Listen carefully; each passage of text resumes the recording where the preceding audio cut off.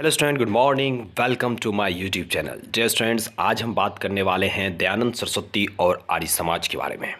तो यह वह टॉपिक है जिससे एग्ज़ाम में क्वेश्चंस पूछे जाते हैं और पूछे जाने की संभावनाएं भी बनती है। तो चलिए स्टार्ट करते हैं इस वीडियो को। अगर आप इस चैनल पे हैं नए तो बिल्कुल करें चैनल को सब्सक्राइब, क्योंकि इस चैनल पे करते हैं हम इंपॉर्टेंट टॉपिक को कवर जो एग्ज़ाम रिलेटेड बहुत ही इंपॉर्टेंट होते हैं। तो आज करने वाले हैं आर्य समाज और दयानंद सरस्वती के बारे में। तो दयानंद सरस्वती, जिनके बचपन का नाम मूलशंकर था और इनका जन्म गुजरात के एक ब्राह्मण परिवार में सन 1824 में हुआ।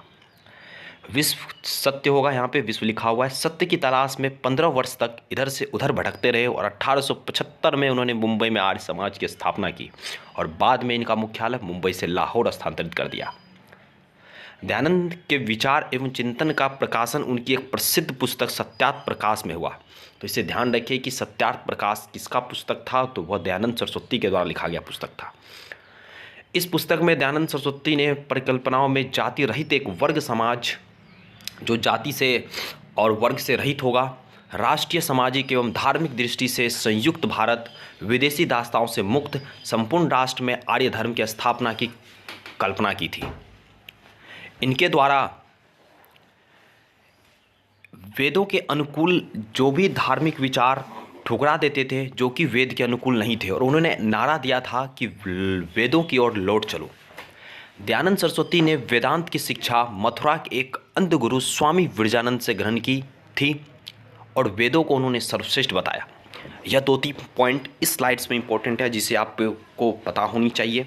पहला, इनका मूल नाम, इनका जो बचपन का नाम था वो मूलशंकर था।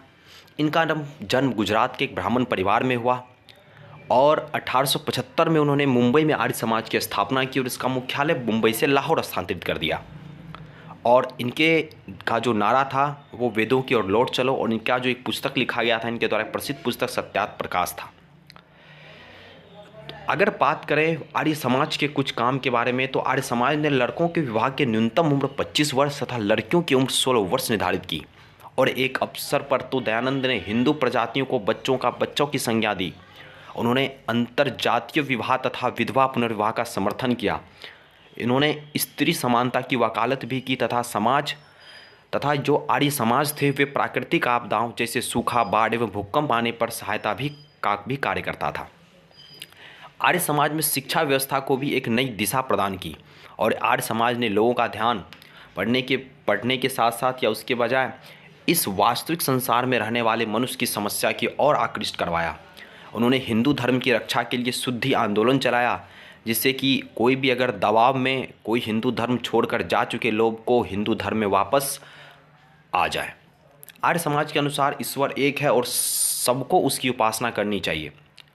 यानी आर्य समाज का मानना था कि ईश्वर एक है और उनकी उपासना सबको करनी चाहिए और ईश्वर की उपासना में आध्यात्मिक चिंतन का सर्वश्रेष्ठ स्थान हो।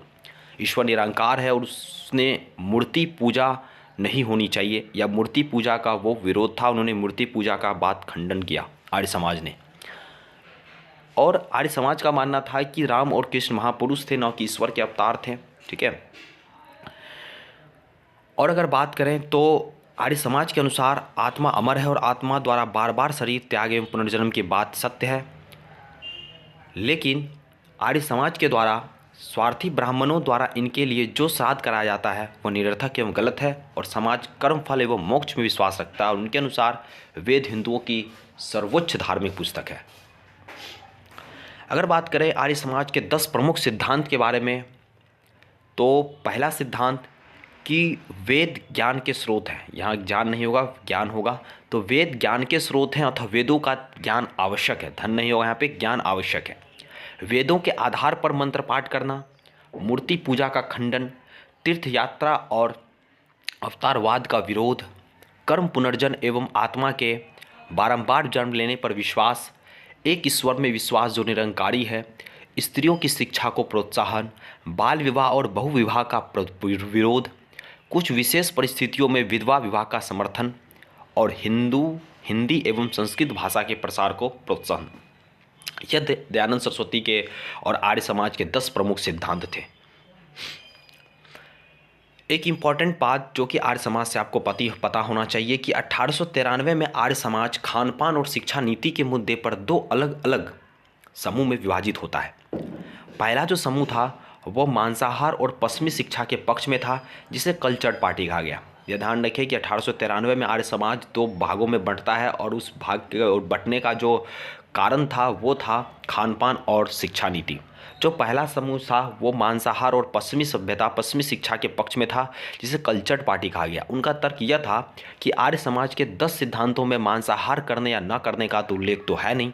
आप पीछे भी देख सकते हैं कि यहाँ पे जो 10 सिद्धांत है इसमें कहीं पे भी मांसाहार करने या न करने का उल्लेख नहीं है।